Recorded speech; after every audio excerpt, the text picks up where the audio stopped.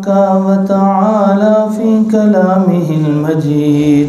وأعوذ بالله من الشيطان الرجيم. بسم الله الرحمن الرحيم. أفلا يتدبرون القرآن ولو كان من عند غير الله لوجدوا فيه اختلافا كثيرا.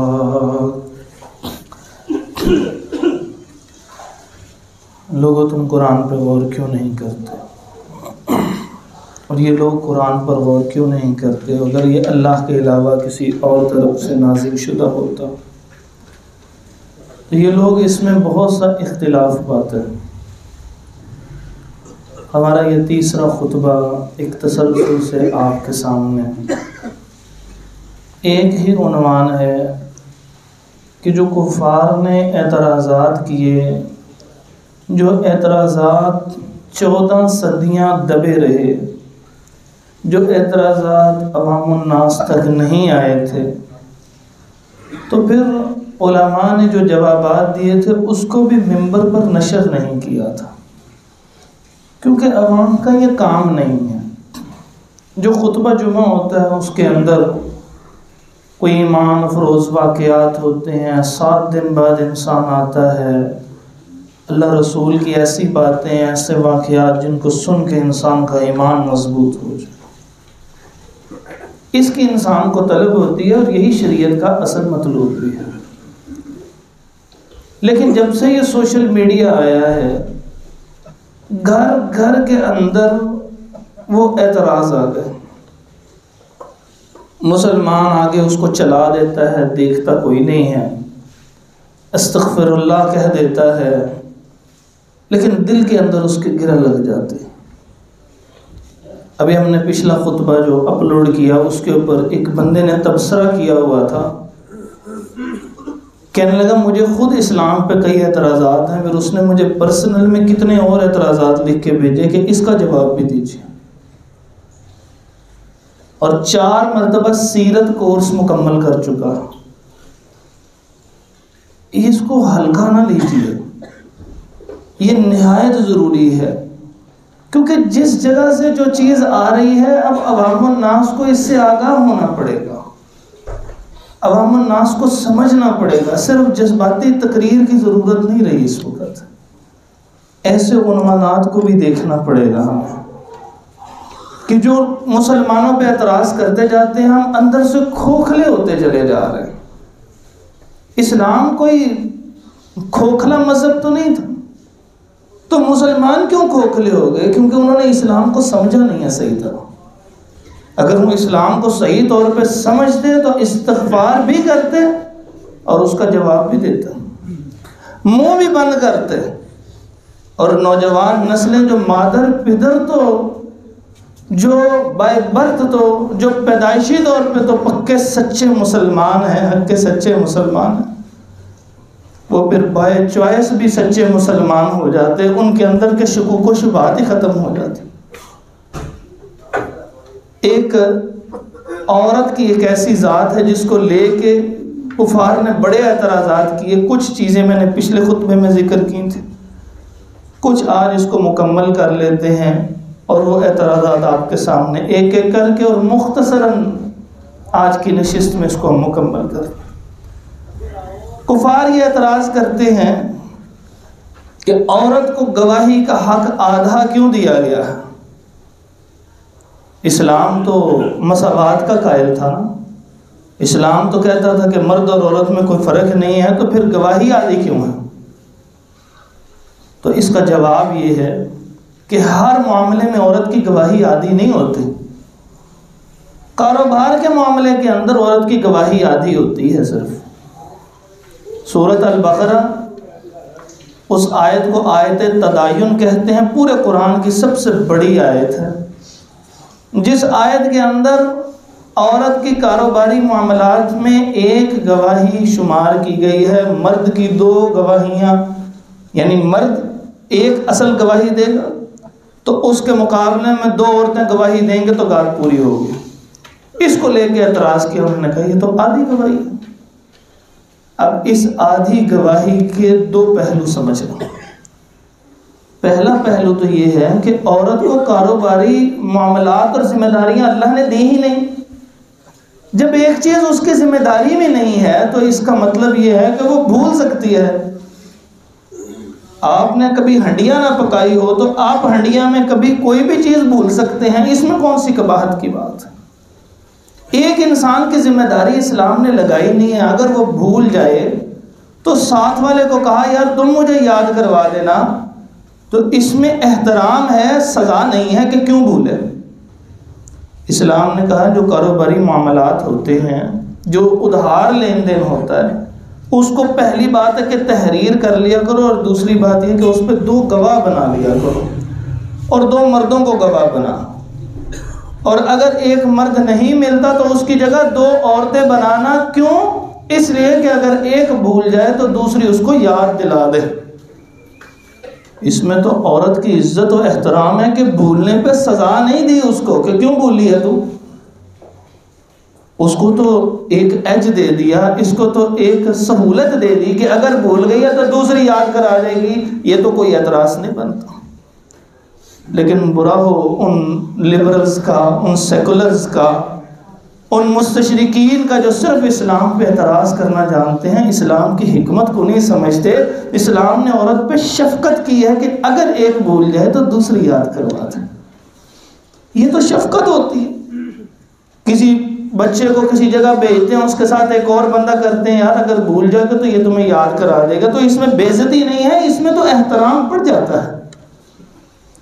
عورت کی گواہی بھی جو آدھی ہے وہ آدھی نہیں ہے، اصل وہ احترام میں کہ اگر ایک بھول جائے تو دوسری اس کو یاد کروا دو۔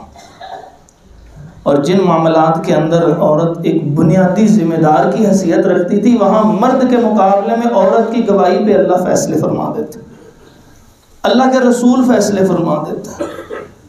اور میں نے آپ کو صحیح بخاری کی روایت کئی دفعہ سنائی ہے، مختصراً دوبارہ سماعت کیجیے کہ ایک عورت، ایک بوڑھی ماں ایک گھر میں داخل ہوتی ہے، صحابہ اور صحابی اور صحابیہ کو دیکھ کے کہنے لگی کہ وہ تو میرا بیٹا ہے ہی ہے، تو بھی میری بیٹی ہے، یعنی رضائی بیٹی ہے، تو تم دونوں ایک دوسرے کے دودھ شریک بھائی ہو، بھائی بہن ہو۔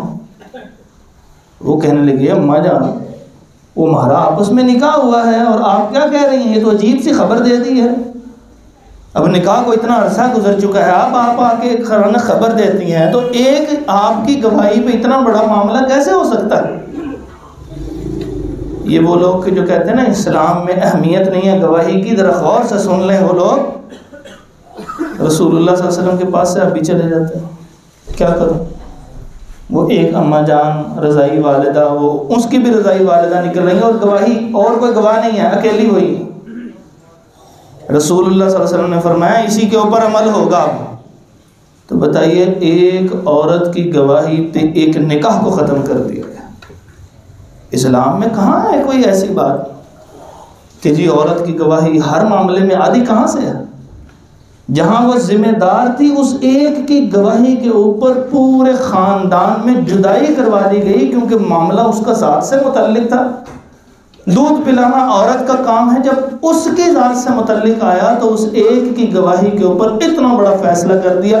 وہاں پہ تو نہیں کہا جا عورت تو گواہی لے کے اماں جان کو گواہی لے کر آئے، کہا نہیں یہ تو اس کا ذاتی معاملہ ہے، اس میں کون بھولتا ہے، مائیں تو نہیں نہ بھولتی اپنے بچوں کو، تو دے دی اس کی پوری ایک ہی گواہی کے اوپر اتنا بڑا فیصلہ کر دی۔ پھر ایک اعتراض یہ کرتے ہیں کہ عورت کو معاش کا حق حاصل نہیں ہے۔ میں نے اس کے بارے میں تفصیل سے ذکر کیا تھا کہ عورت کو اصلاً معاش کی ذمہ داری نہیں دی گئی، کیونکہ جس کو معاش کی ذمہ داری نہ دی جائے، کاروبار کی، پیسہ کمانے کی، اس کی عزت مطلوب ہوتی ہے، یہ اعتراض نہیں ہوتا۔ آپ کے باپ، دادا، دادی کو بوڑھے ہو جاتے ہیں، آپ ان کو کیا کہیں گے؟ آپ بھی جا کے کاروبار کریں، آپ بھی کہیں جاب کریں، آپ بھی کما کے لے کے آئیں، پھر آپ کی ضروریات پوری ہوں گی؟ یا آپ ان کو کہیں گے جناب آپ گھر بیٹھے ہیں، آپ میری عزت کی جگہ ہیں، آپ قابل احترام ہیں؟ قابل احترام کس وقت ہوتا ہے کہ جب انسان گھر بٹھا کے سکون سے جو لاتا ہے ان کو کھلاتا ہے۔ خود بھوکا رہتا ہے، خود مشقت اٹھاتا ہے، دوسروں کو کھلاتا ہے۔ عورتوں کو اللہ تعالیٰ نے، تمام عورتوں کو اتنا باعزت بنایا، ساری کی ساری عورتیں گھر میں سکون سے بیٹھے، جتنی معاشی تکالیف ہیں برداشت کرے جا کے مرد، اس لیے کہ اللہ تعالیٰ نے اس کی جسمانی ساخت میں ایک قوت رکھی ہے، وہ برداشت کر سکتا، وہ بہت سے فیصلے سکون سے کر لیتا، اس لیے کہا مشقت والا کام آ گیا وہ کر۔ ایک کمزور آدمی اور ایک طاقتور آدمی، دونوں کو کبھی کوئی رسا کسی کا میچ ہو تو ہم آگے سے کیا کہیں گے؟ بھائی اپنے برابر کے ساتھ میچ کرو۔ ایک کمزور کا ایک طاقتور کے ساتھ کیا تقابل ہے؟ جو طاقتور ہے اس کی ذمہ داریاں زیادہ ہونی چاہیے، کمزور کی کم ہونی چاہیے۔ ایسے ہی انسان کے اندر جو ایک جنس ہے عورت، اللہ نے اس کو کمزور پیدا کیا تھا، قوت اللہ نے کم رکھی تھی، تو پھر ذمہ داریاں بھی اصولی طور پہ کم رکھنی تھی۔ عزت و احترام سے گھر بٹھا کے عورتوں کو کھلایا جا رہا ہے۔ کیا مرد بھی اب یہ احتجاج شروع کر دیں کہ ہمیں کیوں اتنی مشقت کے اندر دھوپوں میں کام کرنا پڑتا ہے؟ عورت اپنی ذمہ داری گھر کے اندر 5-6 گھنٹے میں پوری کر لیتی ہے، گھنٹہ ڈیڑھ لگتا ہے، ناشتہ وغیرہ تیار کر لیا، اور گھر کی صفائی ستھرائی اگر وہ خود کرتی ہے، معاشرے میں ختم ہی ہو گیا ہے، وہ بھی لگوا کے دیا ہوتا ہے۔ چلیں اگر وہ خود کرتی ہے تو گھنٹہ ڈیڑھ اس کا لگا لیں، ہفتے بعد کپڑوں کی دھلائی کو لگا لیں، اس کے اندر الگ سہولتیں موجود ہو گئی۔ اسلام صرف 1400 سال پہلے کے لیے نہیں تھا، قیامت تک کے لیے تھا۔ ساری سہولیات بھی اللہ کے سامنے تھی کہ کیا کیا ان کی عقل میں بات بھیجنی ہے، انہوں نے کیا کیا بنانا ہے۔ وہ 5-6 گھنٹے کے اندر فارغ ہو جائے، یہ صبح سے جائے رات تک محنت کرے، لوگوں کی باتیں سنے، تکلیف برداشت کرے۔ سب سے بڑی ڈپریشن، ٹینشن، گھر جانا ہے تو لے کے کیا جانا؟ یہ مشقت والی زندگی ہے یا وہ مشقت والی زندگی ہے؟ یہ تو کوئی اعتراض نہیں ہے۔ پھر بھی اسلام نے کہا کہ تم مستقل طور پہ ایسی نہیں ہے جنس کہ جس کو بس گھر میں رکھ دے، تیرا کاروبار کرنا ہی حرام ہے، حرام نہیں اسلام نے کرا دیا۔ سیدہ خولہ رضی اللہ تعالیٰ عنہ خوشبو کا کاروبار کرتی تھی، عبداللہ بن مسعود رضی اللہ تعالیٰ عنہ اتنے فقیہ صحابی ہیں، لیکن ان کی بیوی زینب رضی اللہ عنہ وہ خود کاروبار کرتی تھی۔ سیدہ خدیجہ رضی اللہ تعالیٰ عنہ کا کاروبار تھا، حدود میں رہتے ہوئے اسلام نے اجازت دی ہوئی، لیکن یہ نہیں کہا کہ تو پریشان ہو کے باہر جا۔ ہاں، اسلام اس معاشی جدوجہد سے عورت کو روک دیتا ہے کہ شو پیس بنا کے کسی بھی چیز کے پیچھے کھڑا کر دیا جائے اور کہا جائے کہ اب پیسے کی کلیکشن تم نے کر دی۔ سیل مین بنانے کے اوپر اسلام قدغن لگا رہا۔ اسلام کہتا ہے تو سفر نہ اکیلی کر، تیری حفاظت کے لیے۔ اسلام نے یہ جو قدغن لگائی ہے یہ قدغن نہیں ہے، اسلام نے یہ جو پابندیاں لگائی ہیں پابندیاں نہیں ہیں، یہ تو احترام تھا، یہ تو عزت تھی۔ جیسے آپ کسی بچے کو باہر بھیجتے ہوئے 10 دفعہ سوچتے ہیں، کسی بڑے کو ساتھ بھیجتے ہیں، کہتے ہیں اس نے سڑک پار کرنی ہے، رستے میں حالات وغیرہ ٹھیک نہیں ہے، پتہ نہیں کیسے ہو۔ اسلام نے ہر عورت کو ایسا ہی احترام دیا جیسے بچے کی کیئر آپ لوگ کرتے ہیں، اس کی احتیاط کرتے ہیں، اس کو کوئی تکلیف نہ پہنچے۔ اسلام نے ساری عورتوں کی ایسے احترام اور عزت کی، کہا اس کو اکیلے نہ جانے دینا۔ بندے اپنا کاروبار چھوڑ کے ایک دفعہ اس کے ساتھ چلا۔ رسول اللہ صلی اللہ علیہ وسلم کے پاس ایک بندہ آیا، کہنے لگا اللہ کے نبی صلی اللہ علیہ وسلم، میری بیوی جو ہے وہ حج پہ جانا چاہتی ہے، میں نے جہاد والوں میں نام لکھوا دیا، کیا کروں؟ رسول اللہ صلی اللہ علیہ وسلم نے فرمایا اپنی بیوی کے ساتھ جاؤ۔ کتنی اہمیت دی عورت کو، اتنی یہ اہمیت تھی جس کو اعتراض کی اینک سے دیکھا گیا۔ جیسے اگر کوئی بندہ کالی شدید اینک لگا لے اور دھوپ کے اندر کھڑا ہو اور کہے دھوپ نکلی نہیں ہے، وہ اینک پیچھے کھڑے گا تو دھوپ نظر آئے گی اس کو۔ تو جب اعتراض کی اینک ہی لگا لی کہ اسلام پہ اعتراض ہی کرنا ہے تو پھر یہ اعتراض نظر آئے گا، ورنہ اعتراض نہیں۔ اعتراض کیا، کہا تیسرا اعتراض، کہا کہ اسلام نے عورت کی بے عزتی بھی کی ہے۔ پوچھا وہ کیسے؟ کہنے لگے ہمارا اعتراض یہ ہے اسلام پر کہ جو عورت ہے اس کو ناقص العقل قرار دیا گیا، اور عورت کی بے عزتی کرتے ہوئے یہ کہا، نعوذ باللہ من ذالک، یہ کہا گیا ہے کہ یہ جو عورت ہے یہ ٹیڑھی پسلی سے پیدا کی گئی ہے۔ کیا مطلب؟ عورت جی اسلام کہتا ہے یہ تو ہے ہی ٹیڑھی قسم کی عورت ہے، تو یہ تو سیدھی ہو ہی نہیں سکتی، جیسے کسی کا دماغ ٹیڑھا ہو جائے، الٹے دماغ کا ہو، جی اسلام نے ایسے کہا ہے۔ اسلام نے ایسے نہیں کہا۔ ذرا اعتراض کی اہمیت کو اتار کے دیکھیے، اسلام نے رسول اللہ صلی اللہ علیہ وسلم نے جو الفاظ بولے ذرا ان پہ توجہ کیجیے اور یاد رکھ لیجیے ان باتوں۔ جو اعتراض کرے اس کا منہ بند کیجیے، استغفار بھی کیجیے، لیکن اگلے کا منہ بھی بند کیجیے۔ فرمایا کہ وہ عورت کہ جو ٹیڑھی پسلی سے، وہ حدیث میں کہ عورت ٹیڑھی پسلی سے پیدا کی گئی ہے، اگر تو اس کو سیدھا کرنے کی کوشش کرے گا تو توڑ دے گا۔ اس کا مطلب کیا ہے کہ اس کی خواہشات جب جائز حدود میں ہوں، تیری خواہشات بھی جائز حدود میں ہوں، اے بندے اپنی خواہش کو ختم کر، عورت کی خواہش مان۔ اس حدیث میں تو احترام کی انتہا تھی۔ کہا اس کو سیدھا کرنے کی کوشش کرو گے تو اس کو توڑ دو گے، مطلب بات تو مان جائے گی، دل ٹوٹ جائے گا۔ ٹوٹے دلوں والے اکٹھے مشکل سے ہی رہتا ہے۔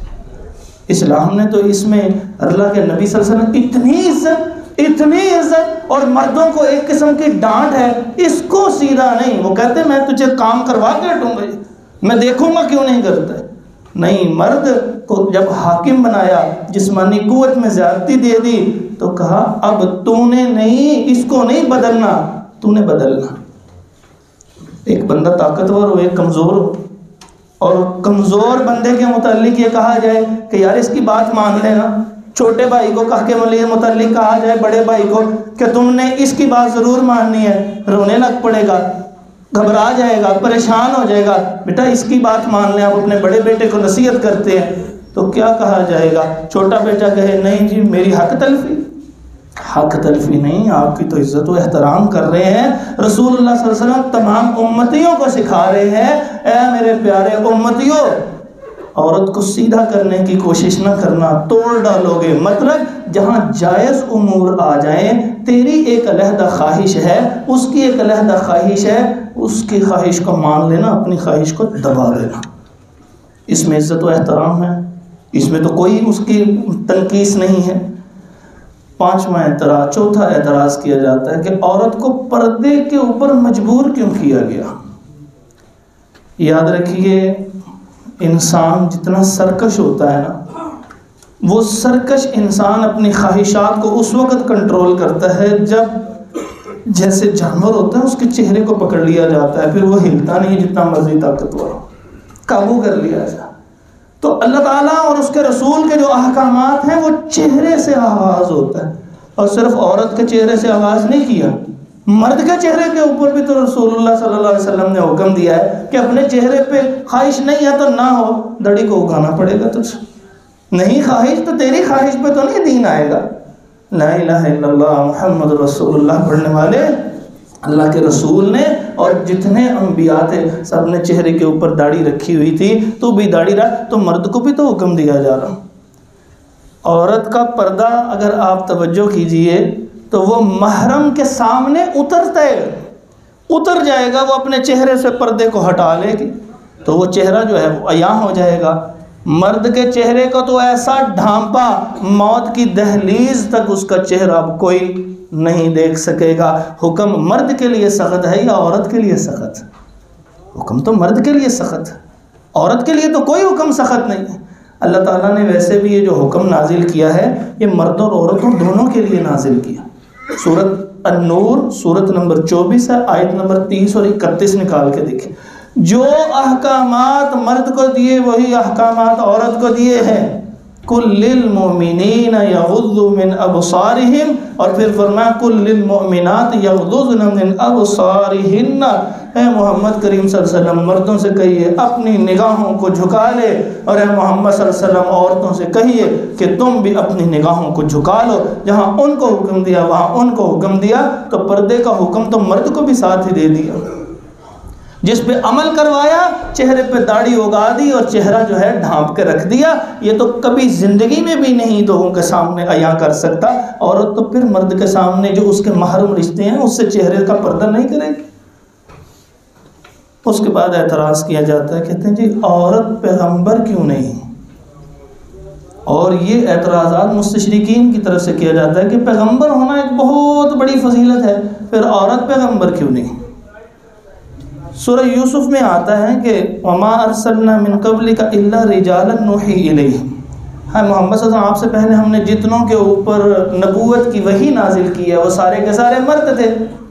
وہ کہتے ہیں جی مردوں کے اوپر ہی نبوت کی وحی نازل ہوئی، عورتوں پہ کیوں نہیں؟ اس لیے کہ جو نبی بن جاتا ہے نہ اس کا دن اپنا ہوتا ہے نہ اس کی رات اپنی ہوتی ہے، تو اس کو سفر بھی کرنا پڑے گا، اس کو تنہا جہاد بھی کرنا پڑے گا، اس کو سارے کام کرنے پڑیں گے۔ یہ کام عورت کے لیے ممکن نہیں تھے۔ اللہ تعالیٰ نے پھر شفقت فرمائی کہ نبوت ایک بہت بڑی ذمہ داری ہے، جس ذمہ داری کو جو ذمہ داری زیادہ بڑی ہو اس کا حساب بھی زیادہ بڑا ہوتا ہے۔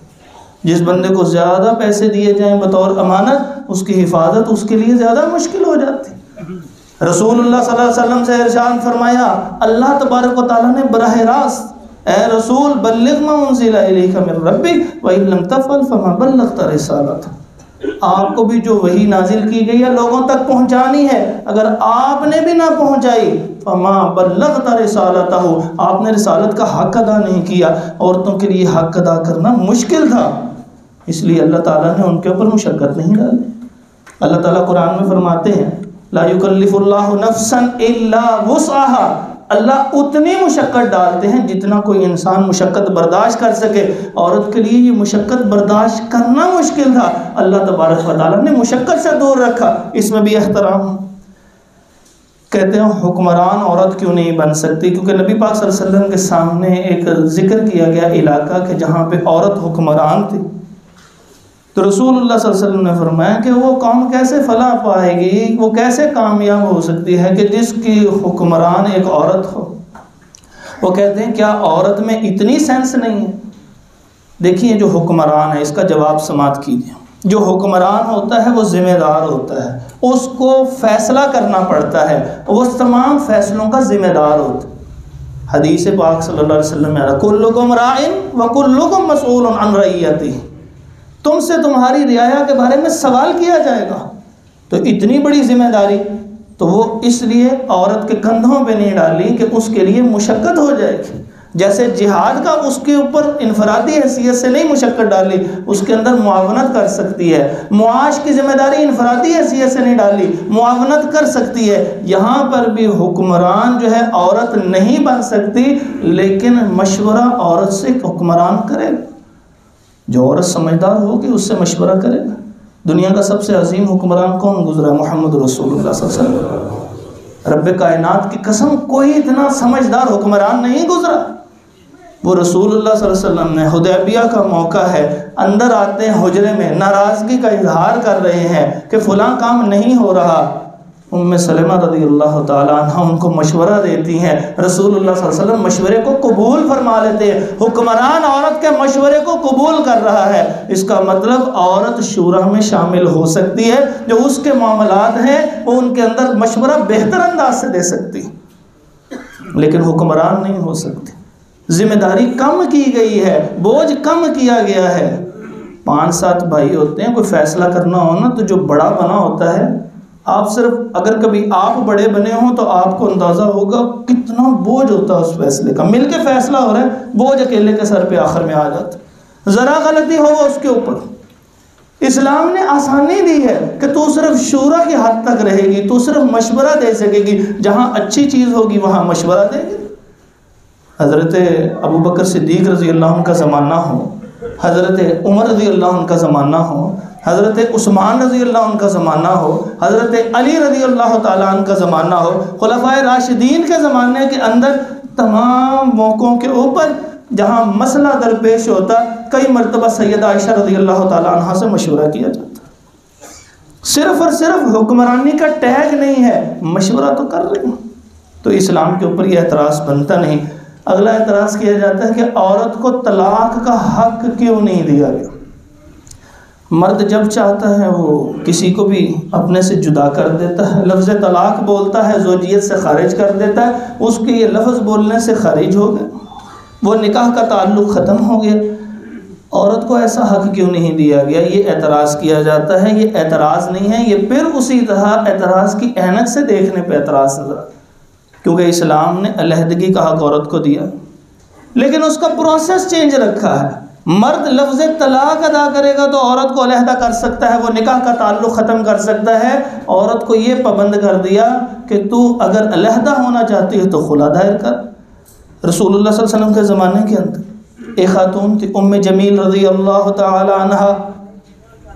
انہوں نے کہا میں اپنے خاوند کے ساتھ نہیں رہنا چاہتے. رسول اللہ صلی اللہ علیہ وسلم نے ان سے کہا کیوں؟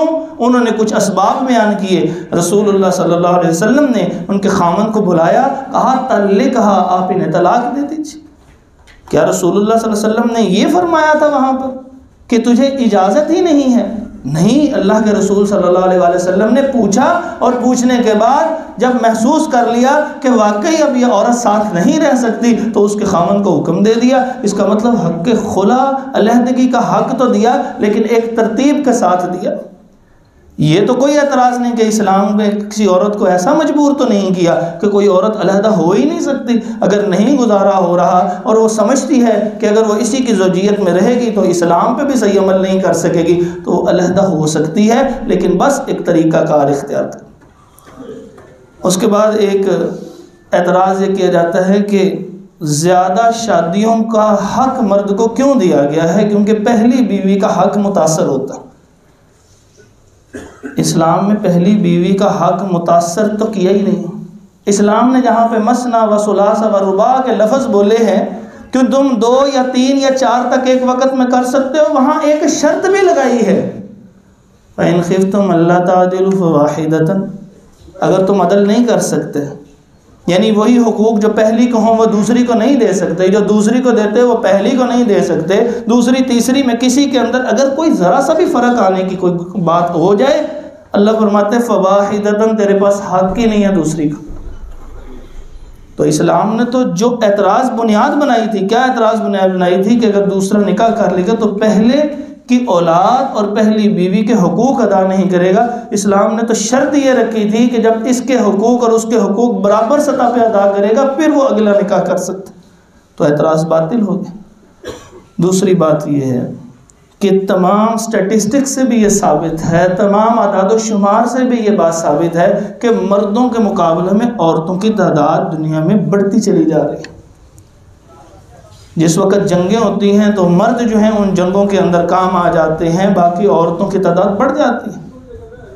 تو اس پورے معاشرے کے اندر جس عورت کا کوئی شوہر نہ ہو تو اس کو پروٹیکشن کون دے گا، اس کو تحفظ کون فراہم کرے گا؟ اسلام نے اجازت دے دی، حضرت زنا نہ کرنا، دوسرا نکاح کر سکتے ہو شرط عدل کے ساتھ. اس عورت کو تحفظ فراہم کر، اس کو بیوہ ہو جانے کی وجہ سے اس کو ایسے نہ معاشرے کے اندر چھوڑ دے. جب تو اس سے نکاح کر لے گا تو جو معاشرے کے گندے لوگوں کی گندی نظریں اس کی طرف اٹھنے لگیں گی، تو یہ جب خاوند بن جائے گا تو پھر سب کی نظریں جھک جائیں گی. تو اسلام نے ایک سے زیادہ نکاح کی اس لیے اجازت دی تھی، تو اور تو کوئی وجہ نہیں تھی. اور شرط کیا رکھی تھی کہ تم نے عدل کرنا. ایک اعتراض آخری جو آج کی مجلس میں آپ کے سامنے ذکر کرتا ہوں، وہ اعتراض یہ ہے، وہ کہتے ہیں عورت کو لونڈی بنا کے کیوں رکھا گیا؟ یہ بہت بڑا اعتراض ہے کہ جی اس کے ساتھ ایسا بہیمانہ سلوک کیوں کیا گیا، انسانیت سے گرے ہوئے الفاظ کیوں اس کے لیے بولے گئے. یہ اسلام پر اعتراض کیا جاتا ہے. اس کا جواب یہ ہے کہ کبھی تاریخ کا مطالعہ کر کے دیکھیے، جب جنگیں ہوتی تھیں اور جنگوں کے بعد جو لوگ بھاگ جاتے تھے تو ان کی جو مال اسباب اور عورتیں رہ جاتی یا وہاں پر مردوں کو قتل کر دیا جاتا، جو عورتیں باقی بچی ہوتی تھیں جن کو لونڈی بنایا جاتا تھا، ان کے ساتھ اتنا برا سلوک کیا جاتا تھا، سوائے جنسی ہوس کے ان کا کوئی زندگی کا مقصد باقی نہیں رہ جاتا تھا. وہ تو معاشرے کے اندر ایک ذلیل ہو کے رہ جاتی تھی. اسلام نے لونڈی کا لفظ نہیں بولا، اسلام نے جو لفظ بولا ہے وَمَا مَلَكَتْ أَيْمَانُكُمْ، یہ جس کے تمہارے داہنے ہاتھ مالک ہوئے، مطلب کیا ہے کہ یہ عورتیں جس وقت خلیفہ وقت جو موجود ہوگا وہ اگر کسی کو یہ دے دے اس انداز سے کہ دایاں ہاتھ جس کا مالک ہوا، دائیں ہاتھ میں جب وہ بازو پکڑا دے تو مطلب یہ ہے کہ اب اس کی عزت کی حفاظت بھی تو نے کرنی ہے۔ کیا یہ وہ تصور تھا؟ اس کے اندر تو عورت جنسی ہوس کا نشانہ بنتی ہے، اس کے اندر تو عورت کا احترام ختم ہو جاتا ہے، گھر کے اندر نوکرانی سے برا سلوک کیا جاتا ہے۔ یہاں پہ اسلام نے اس کو کیا کہا؟ عزت اور احترام کے ساتھ کسی کے حرم میں دیا، اور ساتھ اس کو ترغیب دلائی ہے کہ اگر تو اس سے نکاح کرنا چاہے تو اس کے کچھ حقوق کم ہوں گے تو نکاح کر لے تاکہ اس کو اور عزت اور احترام مل سکے۔ تو اسلام تو احترام دیتا ہے، اسلام نے تو کبھی کسی کی بے عزتی نہیں کی۔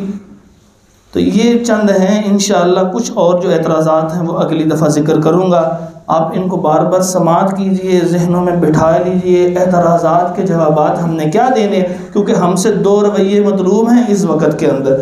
پہلا رویہ کہ ہماری غیرت جاگے اور ہم ایسے اعتراض پہ برہمی کا اظہار کریں، اور اس طرح کی برہمی کا اظہار کریں کہ ہم کہیں یہ اعتراض نہیں ہونا چاہیے، اعتراض کرنے والے کے ساتھ تشدد پسندانہ رویہ نہیں ہونا چاہیے، کیونکہ جس وقت آپ اس کے ساتھ تشدد والا رویہ رکھیں گے وہ اعتراض نہیں کرے گا، وہ اسلام چھوڑ دے گا، پھر کیا کر لیں گے؟